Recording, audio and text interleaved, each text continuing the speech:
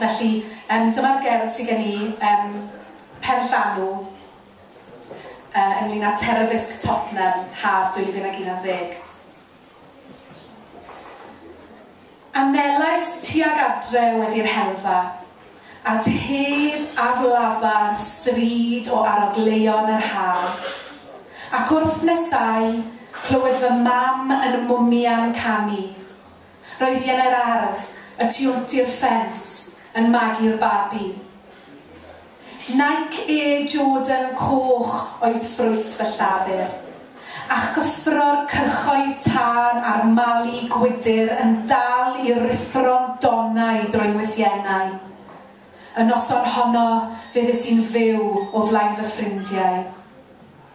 Dawnsiais yn yr esgidiau ac ymgolli, nes mai fi oedd prif weinidog fy stafell wely. Ac am eiliad fechan fach, fi oedd cynhaliwr teulu. Fi oedd dad, a fi oedd PDD. Ond pan ddaeth taw ar gythru gwyllt a'r heddru, syrthiais ar yng nghwrlid Spurs a chysgu gan rowlio'n belen dwt mewn croff cynfasau, a chwilio ngên am fardd o flewiach golau.